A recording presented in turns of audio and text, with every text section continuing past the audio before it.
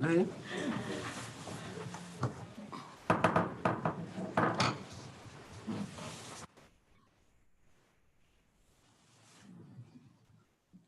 Good evening, everyone. We thank you for coming out to be with us tonight. And if you'll stand, we will do an invocation, and we will follow that by the Pledge of Allegiance.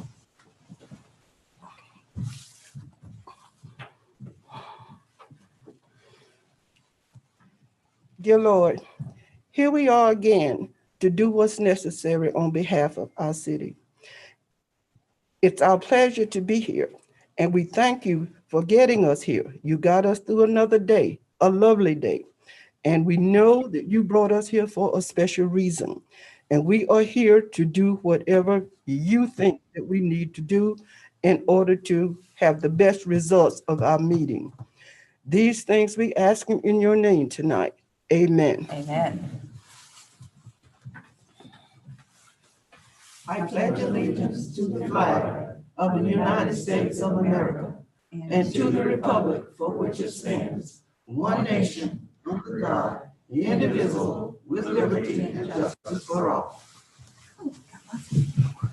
Thank you. You're fine. All right, thank you.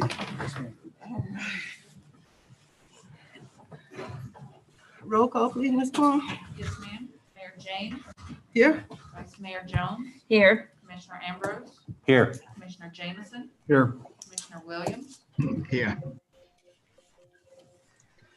All right, thank you. With that, we will take a look at our agenda for tonight.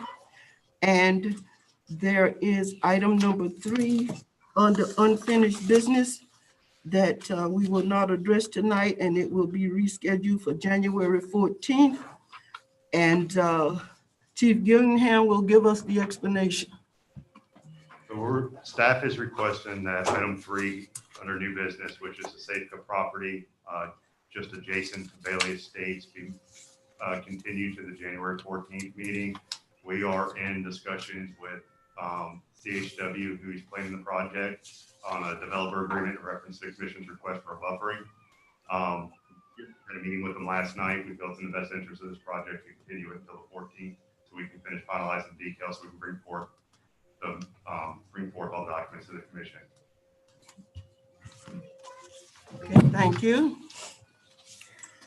Well, with that, I will move to approve the agenda minus item 3 under unfinished business. I'll second it. All right, it has been properly moved and second that the agenda be approved with the necessary change. All those in favor, aye. Aye. Those opposed, same sign. Madam Mayor, Scott here, City Attorney. On item 3, I would suggest that we make a specific motion to continue the item of the consideration of ordinance 2020-11 to the date certain in the future as specified by Bruce Gillingham, please. Okay, can we have such a motion? So moved, Okay, according to what Mr. City Attorney said. second. Second. Okay. It has been moved and second that item number 3, ordinance number 2020-11 be rescheduled for January 14th. All those in favor? Aye. Those opposed, same sign. Okay, motion carries 5-0. All right, are we okay now? Yes, All ma'am. right. Thank you. Approval of the minutes, please. I move that we approve November 19th and 24th commission meetings. Second. Okay. It has been properly moved and second that the minutes from November 19th and November 24th, 2020 be approved as printed. All those in favor respond with aye. Aye. Aye. Those opposed, same sign. Okay, minutes approved by a vote of 5-0. Right, our next item is the comprehensive plan rewrite update presentation.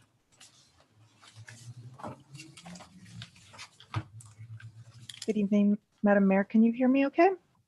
Yes. Great. I think I'm going to share my screen with you. This is Allison McGrath from Kimley Horn. Bear with me 1 second while I. Okay. Can you see that okay? Yes. Yes. All right, good evening. This is an opportunity for us to give you a status report of the comprehensive plan rewrite that we've been working on for the city since earlier this year. This is our, advance here, our second virtual workshop given the COVID-19 world that we still find ourselves in. This is the best opportunity for us to be able to present this information to a wide spectrum of citizens. So we appreciate the opportunity to spend some time with you this evening. When I say we, I'll introduce my team again to you. It's the same folks that have been working on this project since the beginning. It's myself, Allison McGrath, who I'm familiar with all of you. Mr. Brian Teeple, Mike Votto is not able to be with us this evening, and then I think everybody in the entire city of High Springs knows Alyssa Monahan through her work with the Economic Development and Disaster Resiliency Plan earlier this year. This is your core team that's working on this project. There are multiple people also behind the scenes working on this project, but these are the four that you can reach out to at any given time for any sort of status update or questions that you might have about the project along the way. Just a quick introduction to the firm for anybody that's not familiar with Kimley Horn. We are a national multidisciplinary firm of just over 4,000 employees. We have 97 offices throughout the United States and Puerto Rico, and 86 certified planners. Within the state of Florida, we have over 800 employees, 16 offices. I'm here in the Gainesville office with Alyssa Monahan. Brian's in Jacksonville, and Mike is down in our Orlando office. Throughout the state of Florida, we have 21 certified planners. So I want to start this presentation with just a brief introduction for what is a comprehensive plan. Those of you that were part of our workshop earlier this year, it may seem redundant to hear some of this information, but I always think it's a good refresher if you have heard it before and are not intimately involved in comprehensive planning. And I also like to provide the introduction to comprehensive planning for anybody that is participating this evening that may not have been part of the previous workshop that we gave. We'll also be going over some of our draft recommendations. These recommendations are based on the data inventory and analysis that we've been working on for the past several months. And then we'll close the meeting with just a brief overview of the process and the timeline that you can look forward to in the months to come. So we'll start with what is a comprehensive plan. Comprehensive plan is a document that identifies the city's goals. It essentially acts as the blueprint for what the city wants to be in the next 20 years. It really is the fundamental document that the community should be using to base all land use decisions. And it really provides an opportunity to look at all the different aspects that go into community planning. And you'll see a lot of that this evening as we go through the different elements that make up your comprehensive plan. Comprehensive planning in the state of Florida is mandated under Chapter 163 of the Florida statutes. If you're looking for some late nighttime reading because you can't sleep, I would encourage you to go ahead and pull that section of the statute, and you can pretty much ensure that you'll have a good night's sleep. Brian, Alyssa, Mike, and I are of the strange school that really loves comprehensive planning. We find ourselves with a very unique group of people that like to really get in, understand what's going on within a community, and really help to set the framework for community development going forward.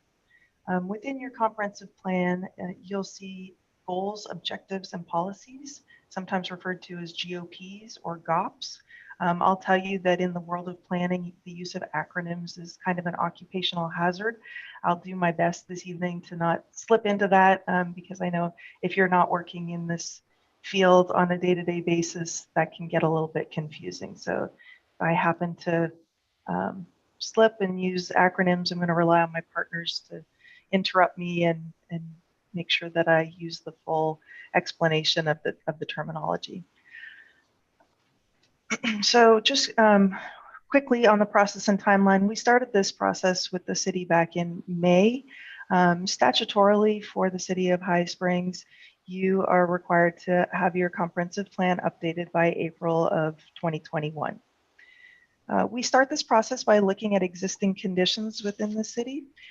We have been gathering data since we last met in July and have been spending a lot of time analyzing that data. What you're going to see here in the next few slides are slides that we provided at the previous workshop that just kind of put into context High Springs for those that may not be familiar with the area, or as we've seen with the virtual world that we live in now, folks may be joining from outside of the region just out of interest. So High Springs is situated in the northwest portion of Alachua County. You can see on the map, it's highlighted in orange within the state of Florida, in north central Florida. And then you can see the boundary outline of the city limits of the city of High Springs in the map to the right. A little closer look as to where High Springs is located, and this map shows you the proximity to the surrounding cities within Alachua County. So you'll see the city of Archer, the city of Newberry, and the large area that is the city of Gainesville. It's important when we're looking at comprehensive planning that we make sure that we look at not only what's going on within the city limits, but also what's happening within the general region. We always start comprehensive planning projects by looking at population projections. This is a slide, if you participated in our workshop in the summer, that you've seen before. You can see that High Springs has been experiencing some rather rapid growth over the last several years. That growth is projected to slow down, but not for a few more years. And I think if anybody participated in the water and wastewater workshops that the city's been having recently, there is a lot of growth that is on the doorstep of the city of High Springs right now. Contextually, if you compare the growth within the city of High Springs to that of Alachua County, you can see that High Springs is growing at a faster rate than the overall county itself. It's also important when we look at comprehensive planning that we look at the age composition as part of the demographic research that we do.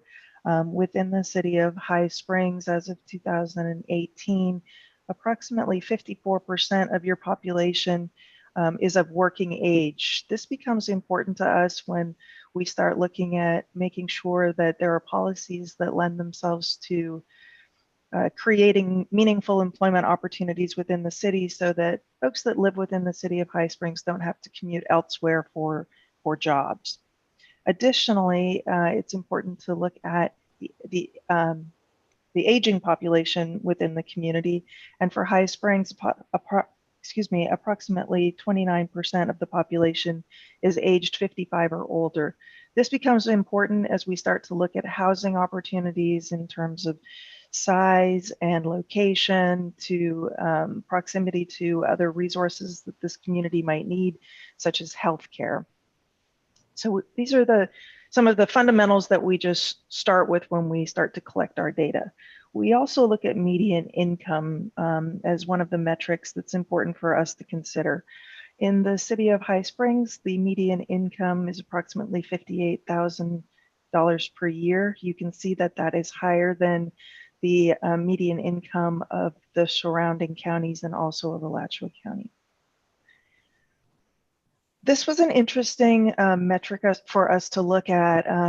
We were a little perplexed to see that the median income in 2015 was lower than the median income in 2018 and has taken a pretty significant jump. It's our deduction from this that it's probably a result of people moving to High Springs, but still working in the city of Gainesville, most likely at the University of Florida or at Shands. So when we talk about comprehensive planning, you'll hear us refer to the elements of the plan. This is another word that we use for chapters, if you will, within a comprehensive plan, but the technical term for the industry is elements. In the city of High Springs, currently you have 16 elements or 16 chapters. Each of these consists of a purpose and goals, objectives, and policies that relate to that specific topic. These elements really lay out the vision for how the city plans to grow over usually a 20 to 25 year period. In the state of Florida, there are required elements or required chapters under Florida statutes for every comprehensive plan in every jurisdiction. And there are optional elements that communities are permitted to include. Some of them are specifically referenced in Florida statutes, and some of them, such as your community design element, is not mentioned at all in Florida statutes. When we started this process and we met with city staff, we were given the direction to work on really streamlining the city's comprehensive plan. As such, you'll see that our proposal is to whittle the comprehensive plan down to 10 elements and to do away with the 2 optional elements of community design and historic preservation. Those 2 elements do contain goals, objectives, and policies that we are comfortable weaving into the other elements of the comprehensive plan. So they won't be gone in their entirety. The primary goals, objectives, and policies that you currently have in those elements will just find themselves in another location, but it will allow the opportunity for this document to be more user-friendly and streamlined and still meet statutory requirements under Florida statutes. So what I'm going to do this evening is I'm going to take a quick look at each of the elements that we will be working with going forward and give you an overview of some of the recommendations that we have provided for going forward. These recommendations come out of the data inventory and analysis that we have collected and analyzed over the past several months and will be used as the basis for us starting to make formal amendments to the comprehensive plan itself. Just because we make a recommendation throughout this presentation or in our actual data inventory and analysis, it doesn't mean that once we start to change the policies that every one of those recommendations will find their way into the comprehensive plan. It just provides us as a starting point to make sure that we're at least considering that as we move forward and updating the city's overall comprehensive plan. So just as a quick background, the future land use element is far and away probably the most utilized section of a comprehensive plan. It really is the basis for all land use decisions within the city and within the comprehensive plan. And all of the other elements do carry their own weight, but they all tend to tie themselves back to the future land use element. The future land use element is also accompanied by a future land use map, which is what you see on the screen now. The future land use map is the map that shows every single property within the city limits, and each property is given a land use designation. In the city of High Springs, you currently have 10 land use categories, and they're shown here in different colors. If you go to the project website, highsprings2040.com, you can find individual maps that isolate each of the individual land uses so that you can look at them without looking at all of the colors at one time. And you can also see how much acreage is attributed to each of those land uses currently. So this is kind of going to be an example of what you're going to see for all of the elements going forward. You can take a deep breath. I'm not going to read each of the proposed recommendations to you this evening, but just kind of touch on some of the highlights of them. This presentation will be posted on the project website tomorrow and will also be distributed to anybody that has signed up for email notifications so that you can read this information at your leisure and certainly reach back out to us if you have any additional input for what you see on the slides and I may not discuss this evening. So when we update a comprehensive plan, we're guided by Florida statutes, and there are some very specific things that are listed in Florida statutes that we have to address, and there are other things that come up just based on our data inventory and analysis that we do. So some of the policies that you'll see in the future land use and in all of the elements will be specifically included in the comprehensive plan because they have to be. Others are specific to High Springs itself, which allows you to have a comprehensive plan that is not cookie cutter and not just taken from another community, as I know High Springs has experienced in the past. This allows us to provide the city of High Springs with a comprehensive plan that is unique to what High Springs has to offer, the assets that it has, and really what High Springs wants to be 20 years down the road. So when you see policies such as including goals, objectives, and policies that discourage sprawl, it's a pretty generic recommendation, and it is one that stems from specific requirements under the Florida statutes. I know that the city of High Springs has some out parcels within the city limits, and this is something that we are working to analyze and hopefully try to address as part of this process. So if we are unable to specifically address them through the comprehensive plan update, we're hoping to be able to provide policies that will lend itself to being able to encourage the city to kind of fill in some of those donut holes and address the annexation issue. This is something I believe we did talk about at the last workshop that we had. Something else that we'll focus on in future land use and also in the housing element are opportunities for greater housing choice. We've had the discussion at several meetings, but I know we specifically did talk about this at the last workshop related to smaller housing units such as tiny homes, cottage homes, or mother-in-law units. So you'll see some policies that are specifically directing themselves towards innovative housing strategies to be able to accommodate changes in population and needs. Some of the other policies that I wanted to highlight here are policies that really focus on directing development within the city limits and within the urban services area boundary.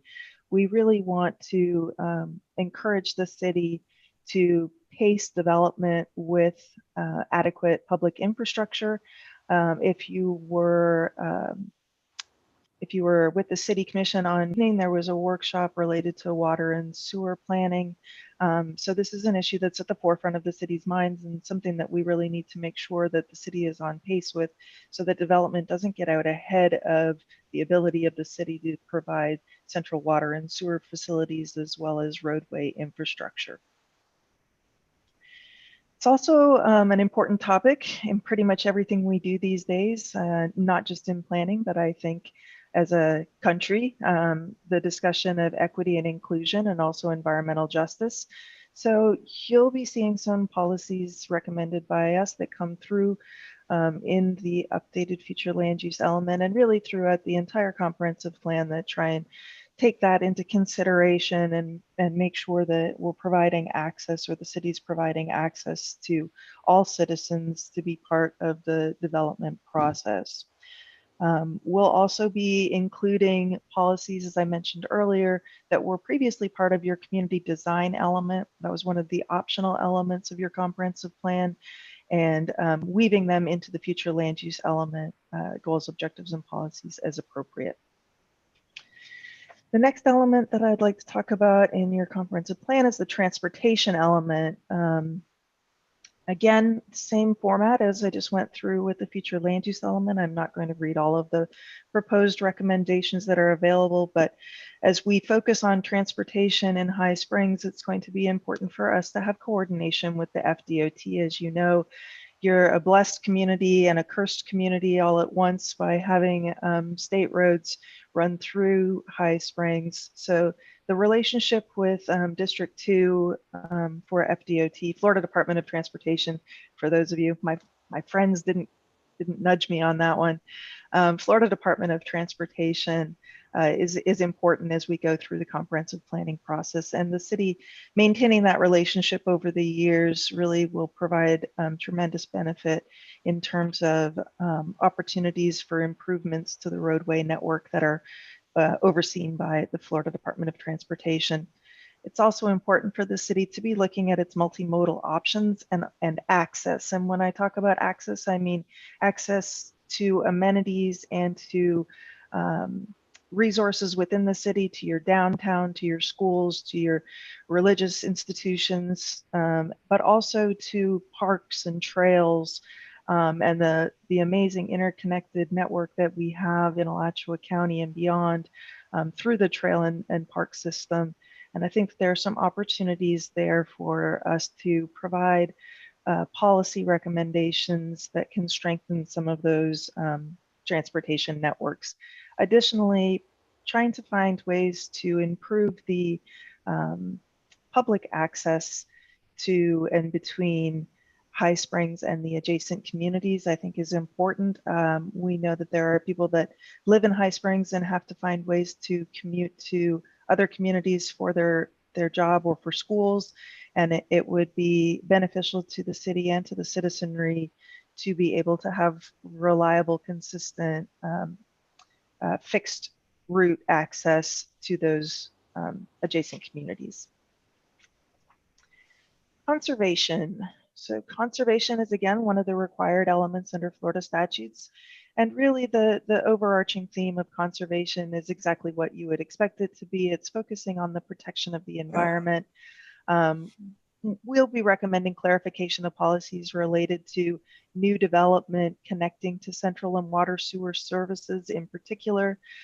Those of you that are familiar with the current city comprehensive plan, this particular area of the comprehensive plan is not very, it's very confusing. It's not consistent throughout the comprehensive plan, and it lends itself to interpretation. And when it comes to land use planning and comprehensive planning, it's much better for a community to have a very clear and concise direction in terms of the policies, not lending itself to a lot of interpretation.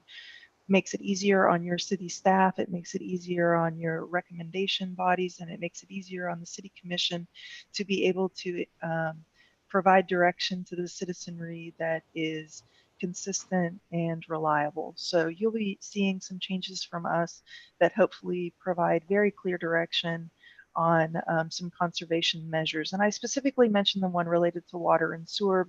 As it relates to conservation, that is in terms of the city moving away from having septic systems and protecting the environment in that way.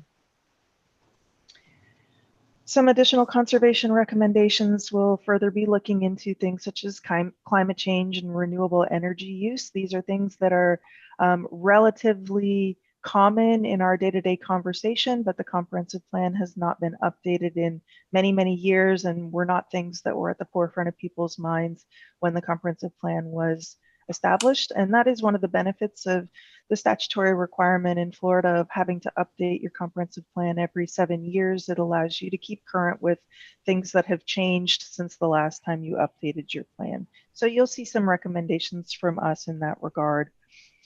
We'll also be looking at proposing some policies that lend itself to being able to seek third-party funding for projects within the community. And this is a theme that you'll see that runs throughout all of the elements of the comprehensive plan. What we have found in our practice, and we do a lot of grant writing and administration within the firm, and what we have found is the more opportunities a community has to be able to point to a specific adopted document that recommends policies related to specific projects and says we will be seeking third-party funding or grant funding. It provides the grant opportunity, the reviewer, the grant agency, to see that you're not just putting your hand out and asking for funding just because the funding is available. You're asking for funding because you've had a plan and you're trying to accomplish your goals. So anytime that we can provide an opportunity to specifically call out a grant funding need within your comprehensive plan and suggested ways of how you might be able to get there, we believe that it lends itself to the city to be able to be positioned for better opportunities for funding, and who doesn't want free money, right? Moving on to economic development. While the city of High Springs has a pretty good economic development element already in place, we know, because we were part of the wonderful process earlier this year, that you now have an economic development and disaster resiliency plan. This plan was funded through funding grant opportunity from the Florida Department of Economic Opportunity, which is also the same reviewing agency that will be looking at your comprehensive plan update. So many of the recommendations that were provided through that exercise, which was, for those of you that participated, I mentioned that Alyssa's here with me and on this team, and for good reason, because she led that process with Amanda Cannon from our office. And that was a very citizen-driven plan and project. And so the recommendations that came out of that really should be incorporated into your comprehensive plan.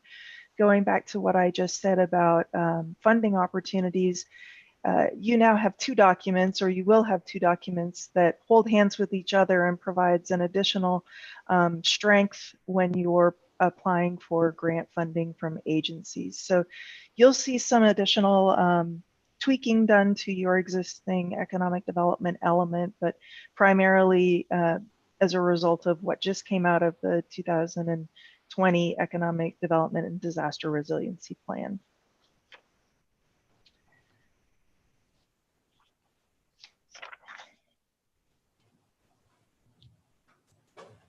Next element that we'll be looking at is housing.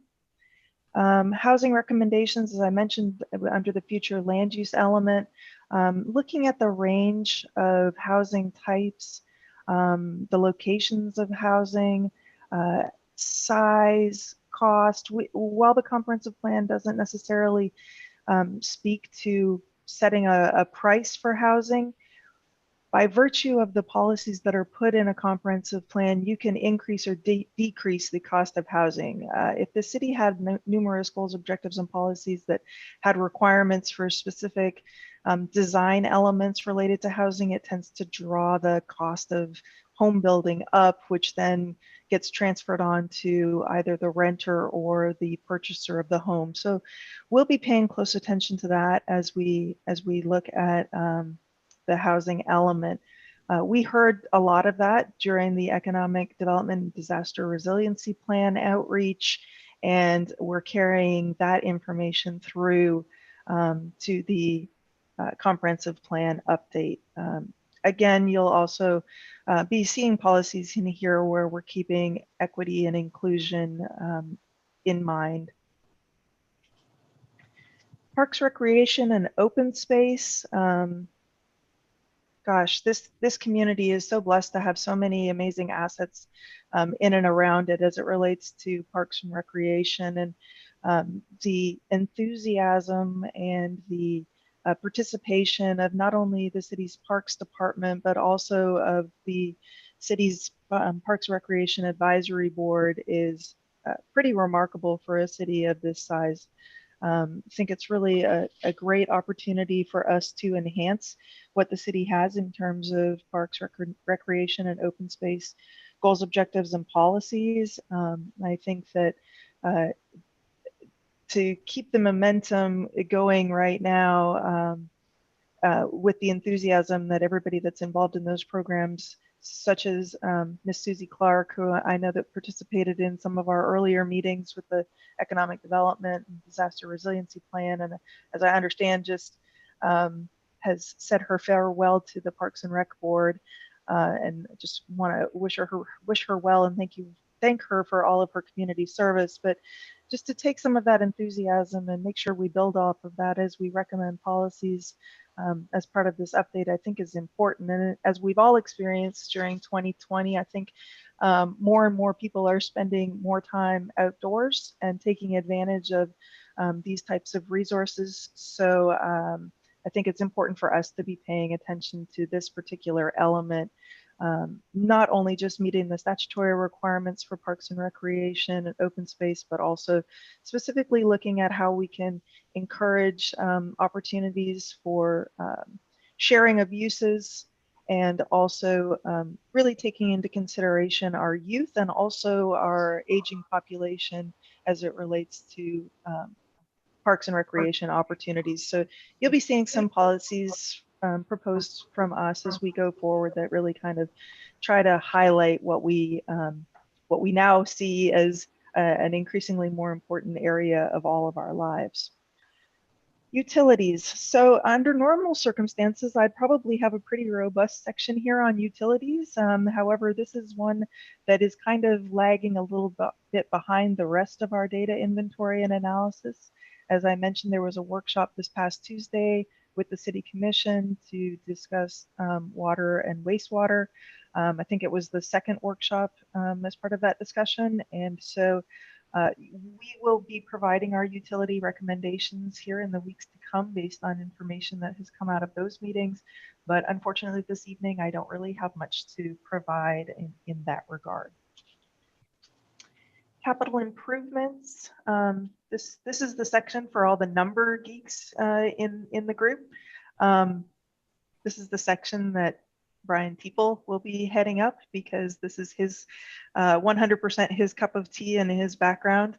But essentially the capital improvement recommendations, again, will be tied to looking for grant funding opportunities for the city to be able to conduct master plan studies. Again, if you have a potable water study, a sanitary sewers master plan, a stormwater facilities master plan sitting on your shelf that's recently been adopted by the City Commission, it makes it a lot easier to present that document as part of your grant funding opportunity application to show that you're not just asking for money, that you truly have a plan in mind and that you need the assistance. So we'll be looking at trying to strengthen some goals, objectives, and policies within this element that helps the city get to the next step there. We'll also be exploring additional sources of revenue. City of this size sometimes is faced with challenges in terms of being able to have an adequate source of revenue. I think the growth that's coming to the community will help with that. But again, it's important for the city infrastructure and the city services to keep pace with that growth. And some of that has to come before the growth can even come to the community. So we'll be looking at additional policies to be able to strengthen the capital improvements element. Intergovernmental coordination. So there's not really too much to say about this. It's pretty much statutorily required that the city must play nicely with its neighbors within the region. It's strongly encouraged. It does make life a little bit easier for everybody. And we'll be looking at ways to include policies that promotes the sharing of resources in particular with the neighboring jurisdictions and also other agencies within the region.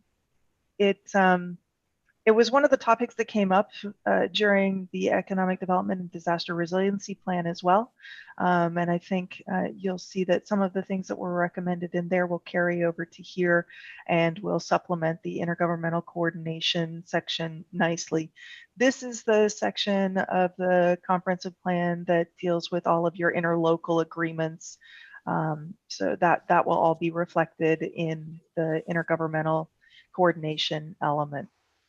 Last but not least, public school facilities. Again, there's not much to say here. The city has an interlocal agreement already with the school board of Alachua County. And so the recommendations will be focused on maintaining and keeping aligned with the recommendations with the policies that are in the interlocal agreement, and just focused on really to making sure that our school-aged children get the quality education that they deserve. I know I've heard from many people within the community that they specifically moved to High Spring because of the quality of education that the city has to offer.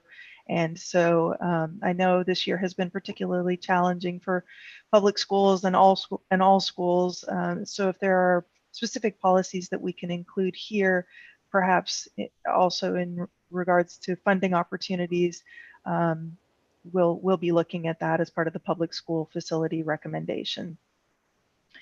And with that, I will mention the project website again for those of you that have not gone there. It's www.highsprings2040.com. 2040 relates to the year that is what we call the horizon year for the updated comprehensive plan. So it's 20 years from now. And on this website, you'll find information about previous presentations. You'll find the map series that I mentioned early on. You'll see updates as to what the next steps are. There's opportunities for you to provide input directly through the website. All of our contact information is there. I believe our survey is still active at this time and will probably be active through the end of December. So if you have not gone online and taken a look at the survey, I would encourage you to do that. And we check that information weekly and utilize it as part of our data inventory and analysis. And I want to thank everybody that has taken the time to go in and provide the survey information. We send an update to the city about your comments. And so they don't go unnoticed, and they are being included in our evaluation for the update of this plan. In terms of project schedule, we're already at December, which it seems unfathomable that we're at December 2020. I know some people are anxious to get this year over with, and I hope that the wish comes true of many that as soon as January 1st rolls around, all of this crazy world that we're living in goes away, but I don't know that I'm that hopeful, but we're making the best of it, right? So between January and April, we'll be moving into public adoption hearings and transmittal of the overall document to the Florida Department of Economic Opportunity. I mentioned earlier that they are the primary review agency for the comprehensive plan.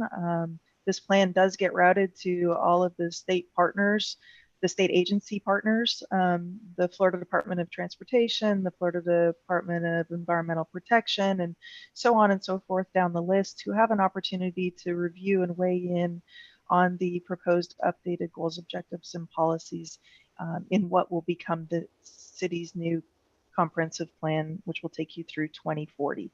And then we anticipate that this will come back for adoption and final approval in April, maybe May, depending on the timing. But we're in pretty good shape. We're on track and on task with the overall document.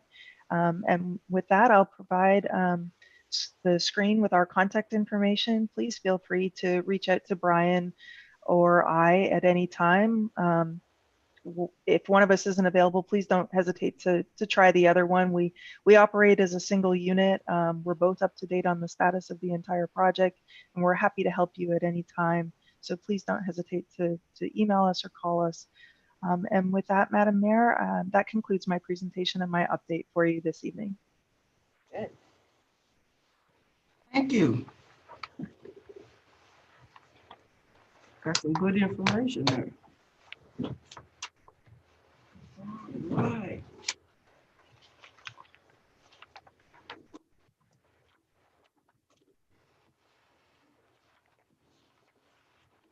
Are we ready for our next item? We just need to let them know that we're done so they can check off. Oh, okay. We're all done with that portion, and we are now ready to move on to our first item under unfinished business. Madam Mayor, I'll go ahead and read this by title only. This is ordinance number 2020-05, an ordinance of the City of High Springs, Florida, amending the future land use plan map of the City of High Springs Comprehensive Plan as amended, relating to the amendment of more than 10 acres of land pursuant to an application CPA 20-01 by the property owner of said acreage under the amendment procedures established in sections 163.3161 through 163.3248 of the Florida statutes as amended, providing for a change in land use classification from county rural agricultural less than or equal to 1 dwelling unit per 5 acres to city residential rural, 1 dwelling unit per 5 acres per 5 gross acres to 1 dwelling unit per gross acre on certain lands within the corporate limits of the city of High Springs, Florida, providing severability, repealing all ordinances in conflict, and providing an effective date. Madam Mayor, the appropriate motion would be to pass ordinance number 2020-05 upon reading by title only. All right, thank you. Yes, ma'am. Any discussion and considerations?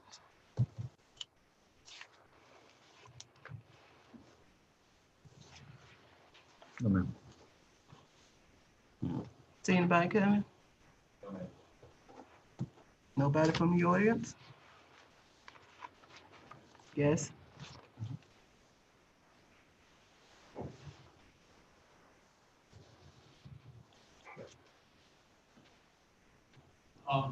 Dan Frost, spoke here. I had a question about that reading. What's the difference between an acre and a gross?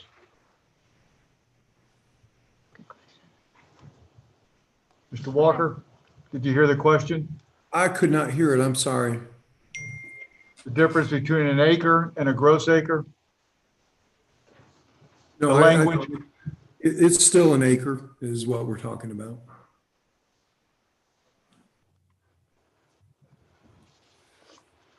Okay. Madam Mayor, since we're not present physically, if anyone wants to testify in this matter, then they will need to be sworn in. Of course, this is a quasi judicial procedure, and the application and information that is contained in the application becomes part of the record here this evening.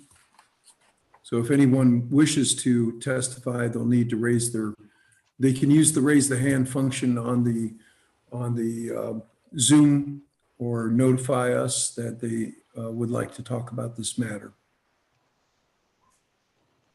Mr. Mangum said we had no one on Zoom, and we only had a question from the gentleman in here in the audience. And I don't see anyone else. Kevin, can you confirm that no one on the Zoom has raised their hand if Kevin is on the Zoom procedure this evening? Madam Mayor, if there is anyone on Zoom that would like to speak, please use the raise your hand function. If it's not open to you, please turn your video and audio on and be sworn in that way.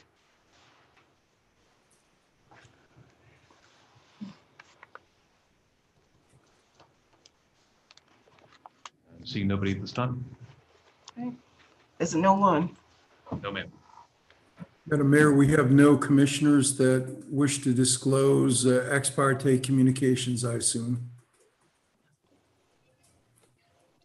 No, we don't. No.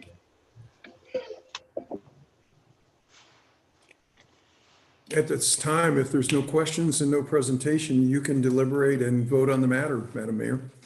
All right. Ms. Palmer? You have to have a motion. Oh, I'm ahead of the game. All right, can I have a valid motion, please? I'll move, we go ahead and approve ordinance 2020-5 as read. Second. All right, it's been properly moved and second that ordinance 2020 be approved. Now, Ms. Palmer. Mayor James, Yes. Vice Mayor Jones, Yes. Commissioner Ambrose, Yes. Commissioner Jameson, Yes. Commissioner Williams, Commissioner Williams? Yes, I can hear Jenny. Okay, thank you. With that, motion carries 5-0. And we will move to item number 2, ordinance 2020-08. Madam Mayor, I'll go ahead and read this by title only. All right, I do want to recognize that Commissioner Byron Williams can multitask, watch grandchildren, and be a commissioner all at the same time. I'm thoroughly impressed. And that, as I've been told that by my wife, that is not a male behavior typically. So Oh I'm my impressed. Thank you. Madam Mayor, this is ordinance 2020-08, an ordinance of the city of High Springs, Florida, amending the official zoning map of the city of High Springs Land Development Code as amended, relating to the rezoning of 10 or more contiguous acres of land pursuant to an application Z20-02 by the property owner of said acreage, providing for rezoning from county agricultural to city R1 residential of certain lands within the corporate limits of the city of High Springs, Florida, repealing all ordinances in conflict, providing severability, and providing an effective date. The appropriate motion is to pass ordinance number 2020-08 as read by title only. And Madam Mayor, this of course is another quasi judicial matter. So if there's any ex parte communications or anyone who wishes to testify about this matter this evening, we will swear them in as soon as the motion's on the floor. All right, thank you. Commissioners, any questions or comments? None. Anybody in the audience? Kevin, we Madam have Mayor, anybody on Zoom? If there's anyone on Zoom that would like to be a part, please engage your video and turn on your microphone. Seeing nobody this time. We have no one at all. All right, with that, I will entertain a motion. I'll move to approve ordinance 2020-8 as read. Second. Okay, it has been properly moved and second that ordinance 2020-08 be approved. Ms. Palm? Vice Mayor Jones, Yes. Commissioner Ambrose, Yes. Commissioner Jameson, Yes. Commissioner Williams, Yes. Mayor James, Yes. With that, motion carries 5-0. Our next items is citizens' requests and comments for issues that's not on the agenda. Please state name for the record and limit your comments to 5 minutes, please.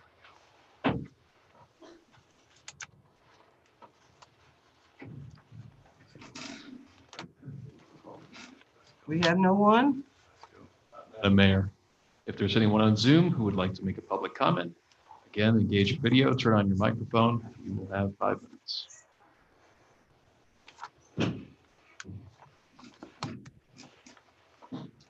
And I'm seeing nobody. Okay, since there's no one, we will close that one and we will move on to new business. Discussion on Springs County. So I guess that's me because I am the one that asked that it be put on here. Okay, Right after the announcement and it appeared on public media and everything that Springs County would be opening a welcome center, I had a number of citizens ask me if that meant we were supporting this as a community and as a city. And on Tuesday's commission meeting, county commission meeting, where I appeared with our city manager and David, at the end of the CRA discussion, the chair of that board called me out in the audience and asked if the city, or he expressed a desire, commissioner to commissioner, that hopefully the city would discuss this at some point, and I indicated it was already on the agenda. So I just thought we should put something forward. I mean, in my opinion, I think the effort of Springs County and the traction that it has been good to raise awareness with the county that the rural communities are not particularly happy, but I've never seen us talk about that, whether that's a shared opinion or not. And personally, I kind of look at it like a marriage. You don't give up on one committed relationship just because something comes along that might look better. And I think the city of High Springs, if there is thoughts that they would support Springs County, we would do everything we can to reconcile things with the county. But frankly, I'd rather work with the county right now. And I personally do not support the establishment of breaking away, but that's me. So I just thought I'd throw it out there and see what other commissioners thought, because I know people want to know. Madam Mayor, yes. I'm watching very carefully. I've been to a meeting when they held one here in High Springs. I have not yet made a decision whether I want to support this, but there are a lot of people who are interested in it. My concern was an email received by the commission and concern because they have an office here in the city of High Springs. And I don't see where that is an issue. We can't discriminate as to who has business here in the city of High Springs. I don't understand the dissension. If residents here in the city of High Springs have issues with it, pro or con, they need to let the commissioners know so that we can bring that forward. Because actually, our personal opinions may not mean as much as what the citizens of High Springs want to see. At any rate, I don't understand why there's such an issue about it. And two, using county commissioners to influence people here in High Springs to come forward disturbs me.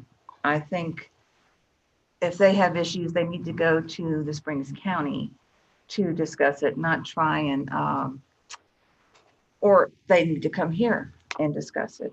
I don't think they need to try and pressure city commissioners to have an opinion one way or the other.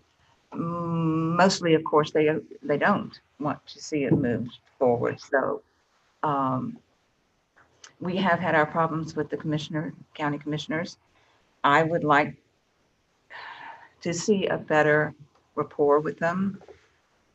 It's been difficult putting myself out there at times. And I think they need to understand that we, City of High Springs, as I've heard from residents here in High Springs, we don't get the representation that we feel is needed. That's why we've pushed for single district designations, and they don't even want to discuss it. And I don't want to go there because the Charter Review Commission was quite difficult to sit through those meetings and speak. So I don't see where there's an issue. I'm not ready to make a recommendation, vote yes or no. I would like to see it brought forward. That's fine. But I don't think at this point we still have some time. We need to get down the road and see how this is going to unfold. Thank you. Well, I don't know. I mean, it's, anybody can come up and say something. I guess the thing is, the question is that they have a meeting, if I'm understanding, or excuse me, they have an office that they did here and they wanted to know was the city basically behind it. That's what I'm gathering. Well, at this point in time, the city hasn't endorsed anything from that standpoint. So to me, that's a very simple question. Going forward, as far as Springs County and everything, I'll lean that way. I'm going to wait for more information. But I think we just saw that. If you want to get down to brass tacks, we just saw that with the recent ordinance they just put in there as far as the annexation stuff. We can annex land into the High Springs, but the county remains control over it. That's stunning to me. I'll be honest with you. I don't know why we would annex much going forward if we can't determine and change the land or do the land. That, to me, is Big Brother, and I don't like that. But I will wait and see. I don't think this is the time. We don't need to endorse it or not endorse it. I don't think that's our role right now. I think this is a people issue. And if enough of the citizens showed up and said, boom, then that's a different issue. But I think it's going to play out, and we'll see what the credence is as it goes forward. But I would agree with everybody else as far as representation for us out here. I think at times you're somewhat forgotten and really, what the heck. So I will personally say I'm open to it because I don't like Big Brother looking down my throat every time I want to do something. But I'm open. Commissioner Williams, any comments?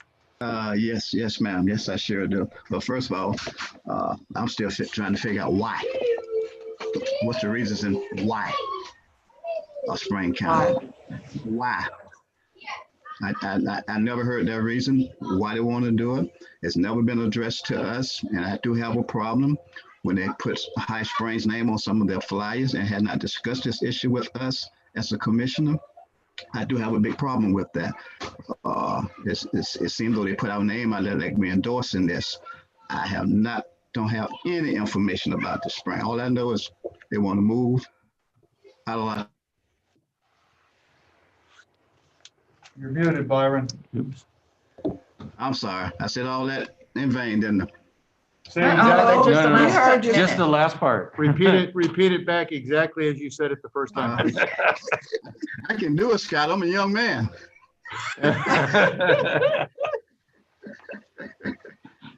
What I'm saying was, why? I don't know the reason why of a Spring County. I have not heard. They have never approached us as a commission. I just don't know. One of the biggest problems I had with it is that they put our names, the city of High Springs, on some of the flyers without telling us the reason why, and that made it seem like we was endorsing this. That's what it is. What it is. But for right now, I have no information about it, so I can make a decision to not to it. I just don't know. I don't know. Nobody never discussed it with us. Nobody never brought it to our attention or why they want to do this. I just don't know. And I'm of this point, this way I was raised. You never do anything out of anger. Just don't do things out of anger. So I don't know if they're doing it out of anger. I just don't know. I really just don't know. So I have no opinions about it right now because I don't know. And I'm a person, if I don't know, I don't like to discuss it. I don't want to even, because how can I discuss something I know nothing about? So right now, I just don't know. I don't know. I hate to keep saying that, but I just don't know. When somebody sit down and explain it to me and tell me why and what reason, why would it be better for High Springs? I haven't heard that. I just haven't heard it. That's it. All right, thank you.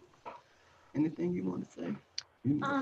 I would like them to come do a presentation so we all can understand more. And so if y'all are open to that, then I can invite them to a meeting just for learning purposes, not for endorsement or anything, just for learning purposes.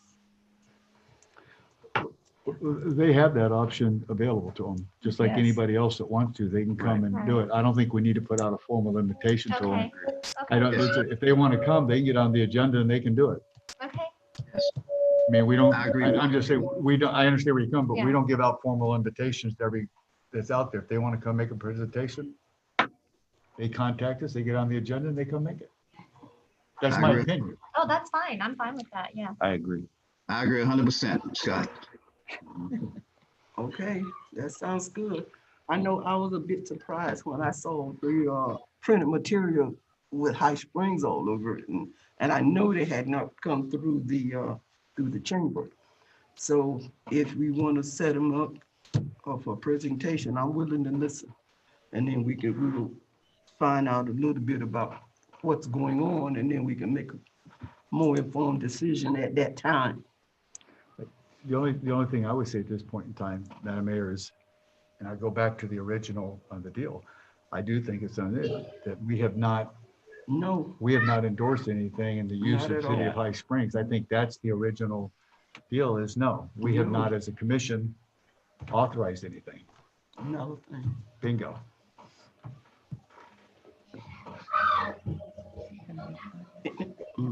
That's where I'm going next. Anybody in the audience have anything to say? Come on up. Don't trip. Hi, my name is Catherine Whites. I have attended some of the informational sessions that Springs County has had. And I think Commissioner Williams, that the anger perspective, I understand that, but that certainly is not the angle I've understood.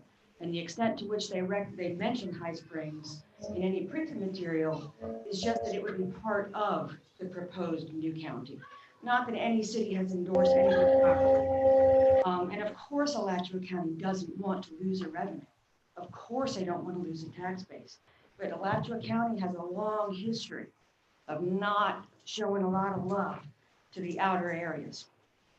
And, so of course they're a little bit concerned about it, but I would submit that the much bigger issue, as Commissioner Jameson alluded to right now, is their growth management initiatives that they've had.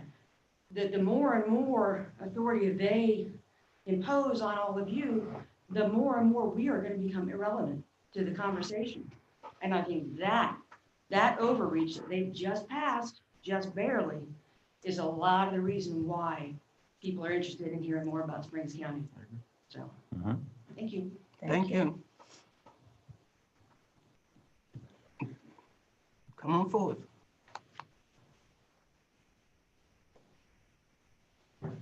Good evening. How are you? Good evening. My name is Tim Martin. I'm actually the person that's spearheading Springs County. And the good news is we're not looking for any endorsements or anything like that tonight at all. I appreciate you putting it on the agenda as a discussion item. And I think really endorsements are actually premature at this point. One of the reasons why we haven't made any significant effort to come to the county commissions, or the city commissions rather, is strictly for premature nature of it. We wanted to make sure there was proof of concept out there to make sure that we weren't wasting your time or energy or anything like that. I think most of the genesis for Springs County has come from a lot of things that you all have mentioned, and we're hoping to really get some of those things addressed as we move forward with Springs County. A little bit of history: the Welcome Center was just kind of dropped on our lap. We were actually anticipating starting to have some of those conversations with some of the city commissions, but when this opportunity rose, we just kind of had to divert our attention to do that and try to get that open. I'm more than willing to sit down and speak with anybody. We've been fairly open book for the most part, and I've met with some of you and others in other city commissions as well. If you want to take down my number, I'll be happy to give it to you this time. We can have a conversation at any point. I'm absolutely open to a presentation, and Madam Mayor, with your permission, I'll contact your city manager to get that set up. We can certainly do that. But my name is Tim. Last name is Martin, M-A-R-D-E-N, just like garden, but with an M.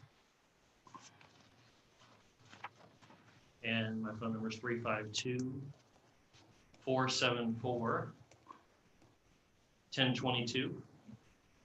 And by no means do I or any of us interpret your contacting us as any sort of endorsement.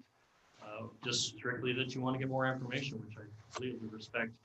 To Commissioner Williams' point earlier, I'm sorry, I just actually lost my train of thought, but yeah, we're totally open.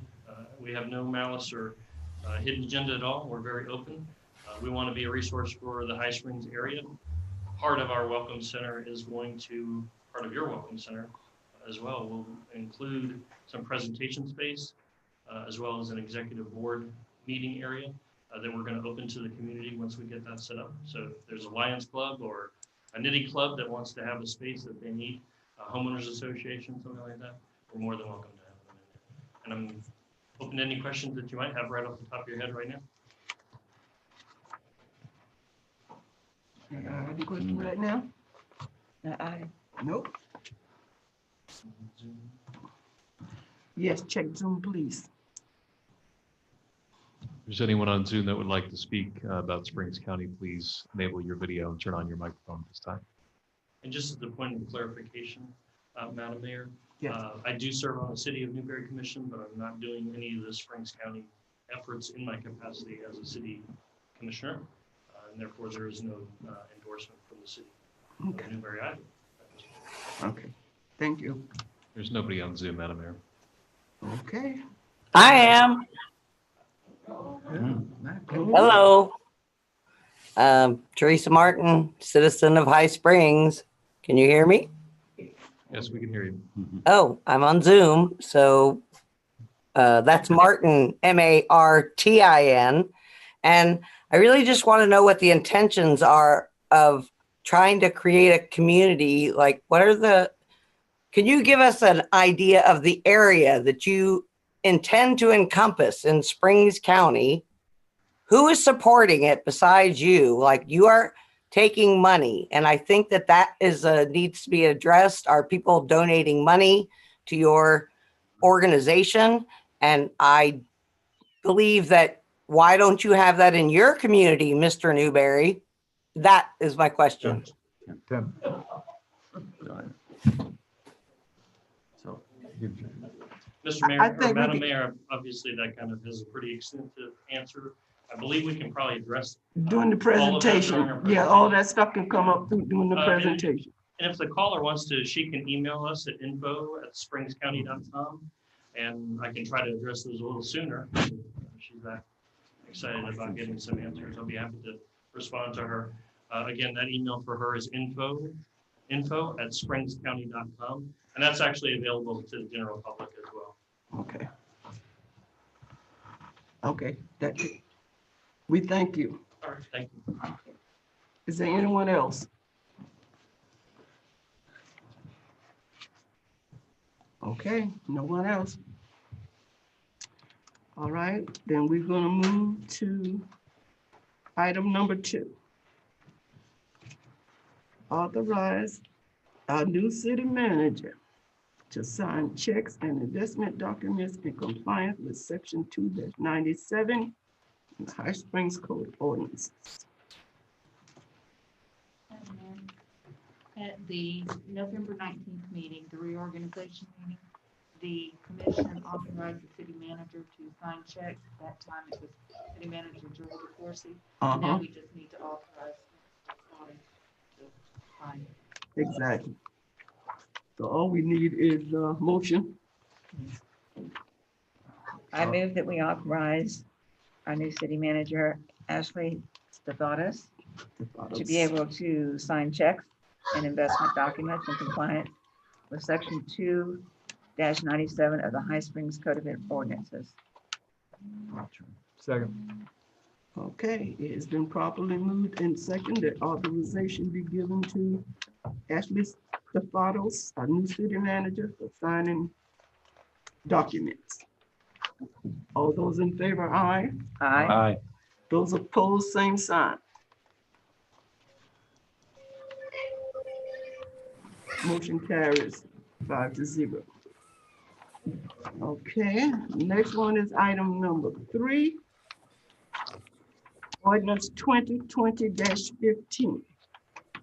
Madam Mayor, I'll go ahead and read this by title only. This is ordinance number 2020-15, an ordinance of the City of High Springs, Florida, amending the City of High Springs Land Development Code as amended pursuant to an application LDC 20-01 by the City Commission, relating to an amendment to the text of the Land Development Code, providing for amending table 2.02.01 entitled Allowable Uses in Zoning Districts, Transportation, Communication, Information, and Utilities by deleting towers and related structures of more than 50 feet in accordance with the Alachua County Tower Regulations as a use permitted by a conditional use permit within a residential R1 zoning district, providing for amending table 2.02.01 entitled Allowable Uses in Zoning Districts by adding towers and related structures of more than 50 feet in accordance with the Alachua County Tower Regulations as a use permitted by a conditional use permit within the commercial C2 and commercial C3 zoning districts, providing severability, repealing all ordinances in conflict, and providing an effective date. The appropriate motion is to pass ordinance number 2020-15 as read by title only. Okay, thank you. You open for discussion from commissioners? Okay, with all that said, basically the current code states any towers over 50 feet require a conditional use permit and are allowed in the R1 zoning area, which is residential. They shouldn't be allowed in there. There's a conflict in it. it was missed. We haven't had any request for tower sites. We currently have a request for a tower site that still needs to come forth to the commission. This has no way to do with that. There needs to be corrected before we can bring anything further to the commission. So basically, the proposed change is going to go to C2, C3, and industrial, and not R1. It still requires conditional use and still requires permission. So those are the changes that are being requested, and staff's recommendation is to approve it. So we can get on to the next issue with the tower whenever we can get the rest of our application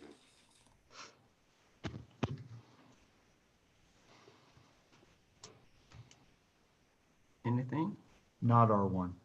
Not correct. This removes the R1 designation. Right now, currently, if they wanted to put a tower site in, anything over 50 foot, they would have two options. They can go in a residential neighborhood or industrial, which that needs to be corrected for. So following what Alachua County has in their code, it's C2, RC2, RC3, and our industrial zoning requirements is where they would be allowed. Okay, I just want to make sure on this one here, so on the deal, somebody's not gonna put a 50-foot tower in my subdivision.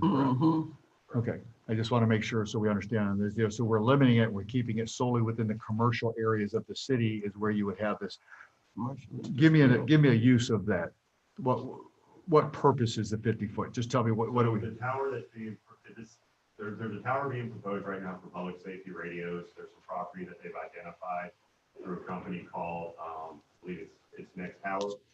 And they're wanting to bring up what's called a 220 tower into 220-foot tower. And they've identified some properties.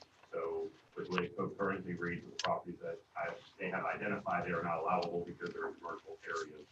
So they would have to look either in your neighborhood or somebody else's neighborhood to find a lot that would be allowable, which honestly is not the best use.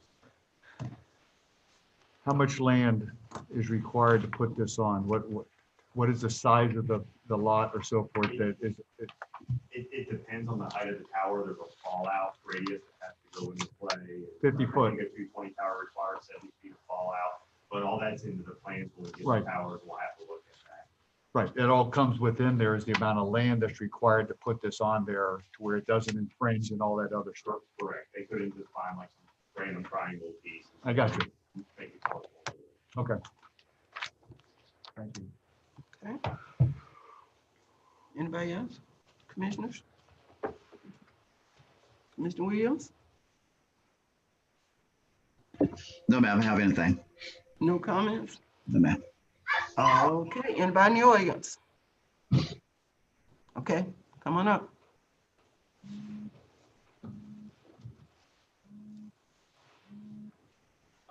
I just have a question, another question about this change. Is that help me understand what's going on? That they're saying that you cannot have a tower in residence. No, what the code states is this is going to towers over 50 feet.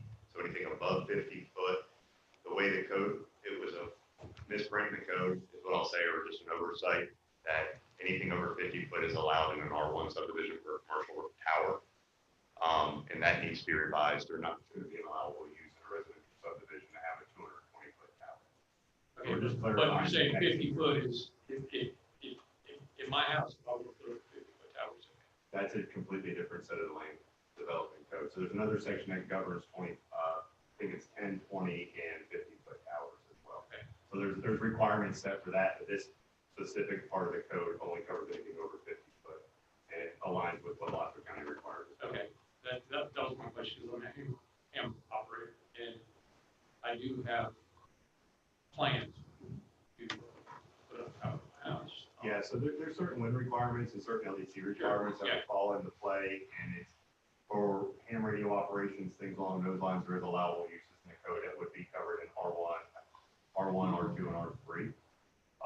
But this is specifically to like the 220 towers for like a cell site or public radio or any type of digital tower along those lines. Okay, thank you. Well, Is there anyone else? Is there anyone on Zoom? If anyone on Zoom would like to speak to this matter, please enable your video and turn on your microphone at this time.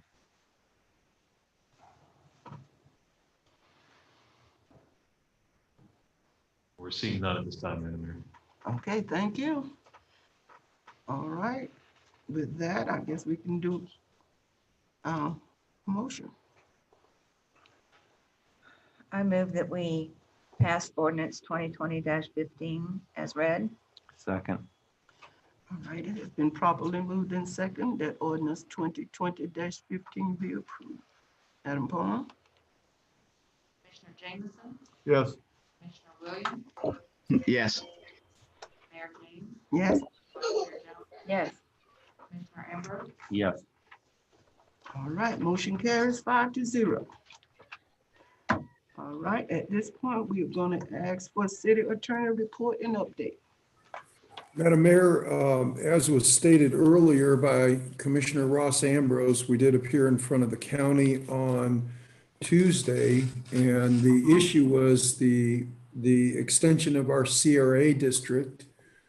I was very well pleased that our manager, Ashley Statatos, and Ross was present, as well as David Sutton. David took the lead in presenting on that issue. And the county did grant the additional 11 years with a 15-year renewal. So that's a very big deal that happened on Tuesday. I thought the presentation was well put together by the city. Rich Maltby in our office assisted David with getting that document before them in the packet. And the other thing that I would say is that Sylvia Torres, the county attorney, and Corbin Hanson were very useful and helpful to us in moving forward in getting that approved. I would also note that Commissioner Mary Helen Wheeler did what she said she was going to do, which was to advocate for the complete renewal of our 11 years of the CRA plan, and that did happen, and she did do what she said she was going to do, and really acknowledged that the city of High Springs in their CRA is ahead of schedule by a year in paying back the $200,000 that had mistakenly been utilized in the general fund years ago. And that was recognized by the city of High Springs and dealt with. And we are far ahead of schedule in doing what we said we would do in the interlocal agreement and paying that back to the CRA district. So we did that. They would like to see a capital improvement plan, and that was part of the motion that we come back by July 1st, 2020, and work on our capital improvement plan. And we said we were more than willing and happy to do that. I think Ashley indicated that this needs to be a community vetted matter, and we don't want to just haphazardly put together a plan. We want to have something that both our city commission, the CRA board, as well as our citizenry feel is appropriate and beneficial to our city. And I think the thing that Mary Helen Wheeler recognized was this should be city of High Springs centric. And so I thought it was a very good discussion. Ken Cornell, for the chair, recognized that this needs to come from the city of High Springs as well and be directed by the city of High Springs. So all in all, it was a very successful morning for the city of High Springs, and the team, I thought, did a really good job in presenting and getting that done and accomplished. And particularly, I think David Sutton did a really good job in presenting on behalf of the city of High Springs. So I wanted to note that happened, that was a very significant thing that we've been working on now for years, and it came together and was completed. The other thing I would note is that we have a hearing by Zoom in front of Judge Monica Brazenton.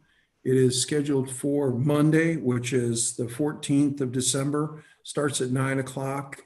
And that's the argument on the motion for summary judgment.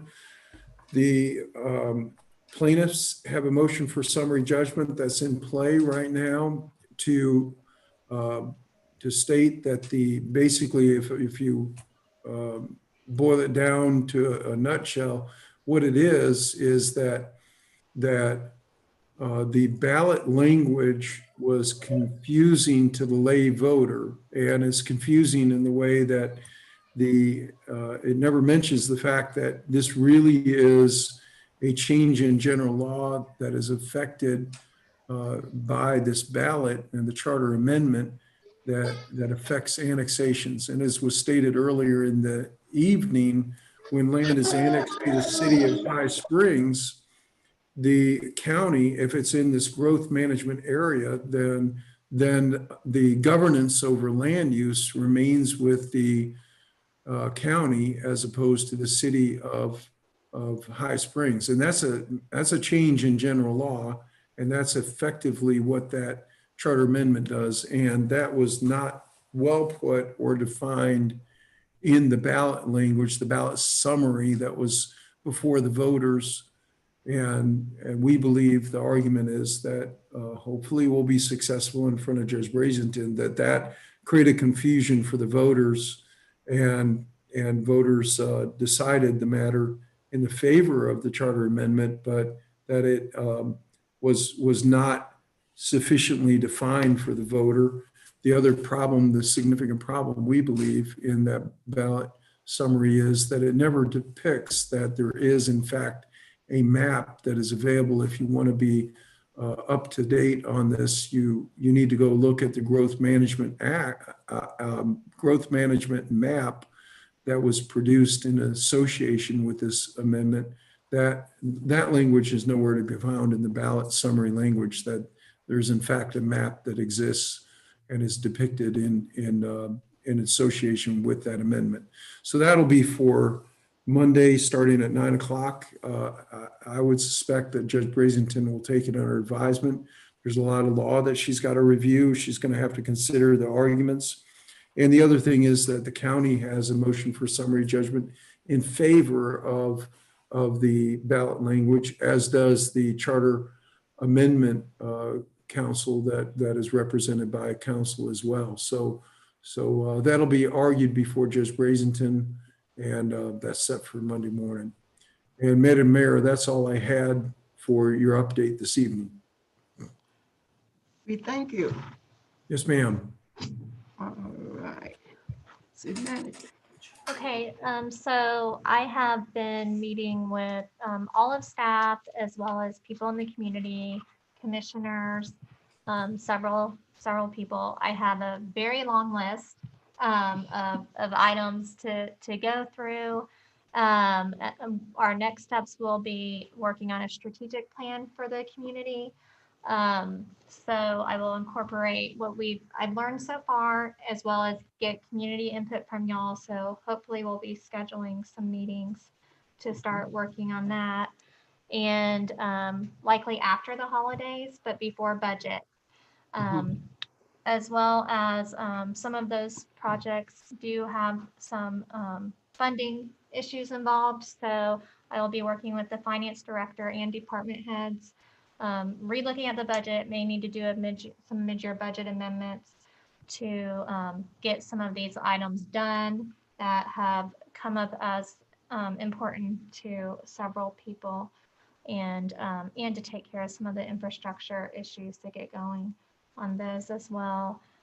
Today we went over with the city engineers the timeline for the grants and different funding sources. And so we will provide updates and a regular report to y'all. We're going to work on some transparency, getting some more things on the website, maybe reformulating the way some things are done. So it's a little more user friendly, and people know what's going on. And so you'll start seeing a lot more hit the website. Kevin has been working, which he started before I got here. So he's going to be doing some overhaul on the website. And so you'll see a lot of changes coming away, as well as trying to push him more towards the PIO side. I think I've already gotten him busy maybe 3 years of work planned for him. So no one's going to be bored working at the City of High Springs. They already weren't, but we will try to pace things so that we keep staff, keep morale high, and but we have a lot of, the growth is upon us, and so we want to hit the ground running. So it's very exciting. I really enjoy getting to know the staff and people in the community. I'm so happy I'm here, and thank you for hiring me, and it's gonna be fun. So thanks. Thank you. Down here, Commissioner Ambrose. All right. Well, definitely welcome, Ashley. I know you were here for your first meeting or the workshop, but it's great to have you here. So thank you. Also on Tuesday's meeting on the consent agenda for the county, I was appointed to the Tourist and Development Board as a municipal representative. I applied and they appointed me. So we do have that representation on that board, and I'll be participating in that. And then the other thing is, I just had a question. In our world of COVID, given that air circulation tends to be important, would it be a good idea to maybe leave the fans on so there's constant air circulation, and maybe open the doors while we're all in this chamber? Just in an abundance of caution. So I would like to put that forward. If there's a reason we can't do it, I understand, but if there's a reason we can, maybe it would be a good idea. And that's all I have. Okay, Commissioner James. I appreciate seeing people in the audience. Yes. Thanks for coming. I want to make sure we acknowledge you for you being here. Besides that, I welcome Ashley. I think we're on the right track. We have a lot of things going. I appreciate her being here.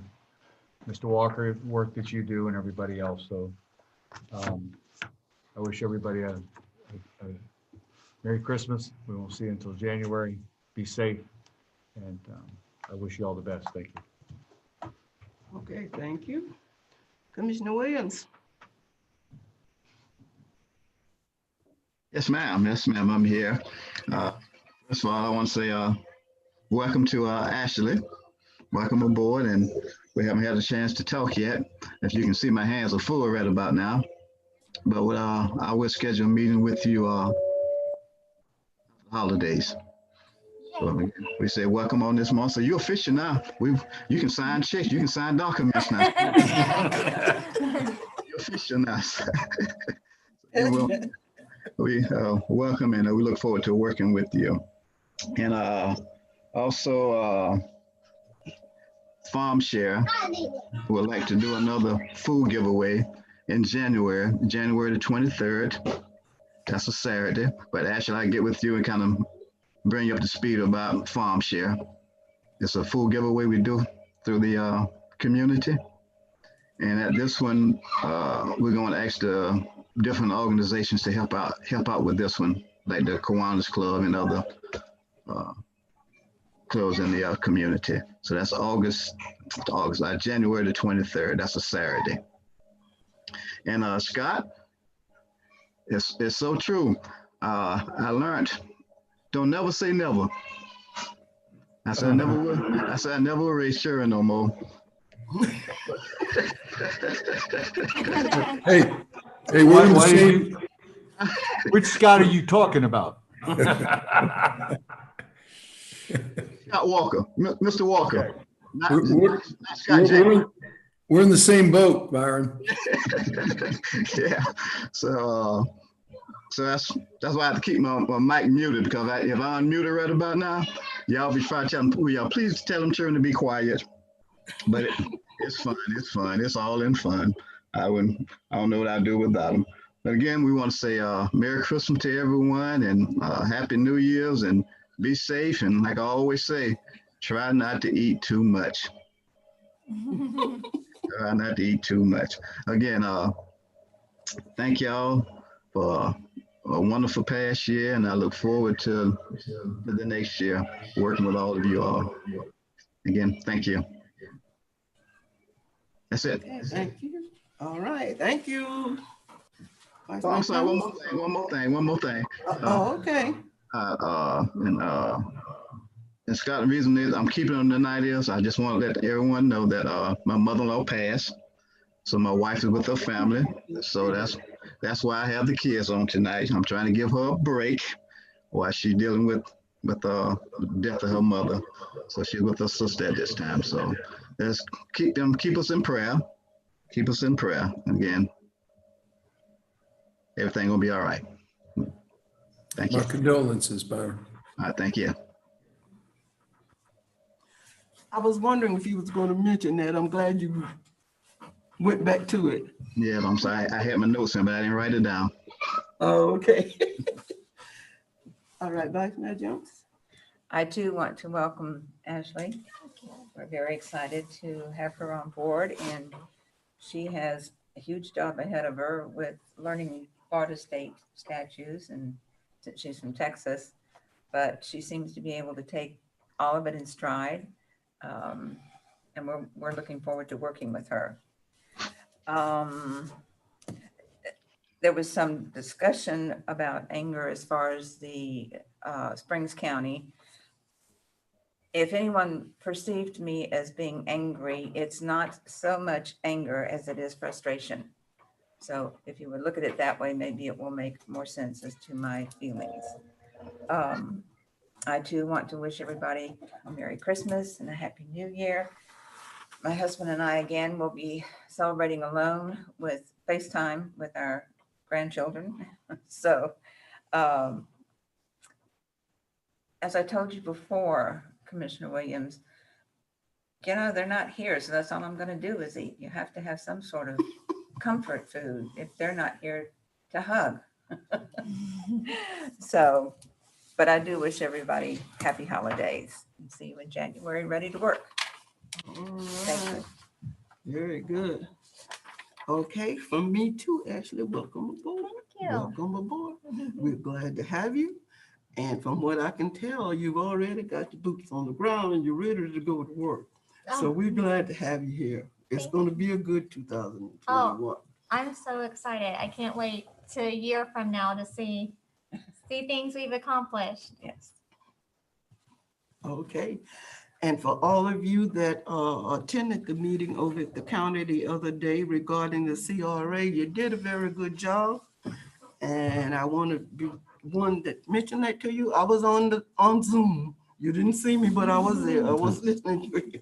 You did a very good job. And I wanted to mention it to David, but he had to excuse himself before we got to this point. So I'm sure I'll see him and I'll tell him he did a very good job on that presentation.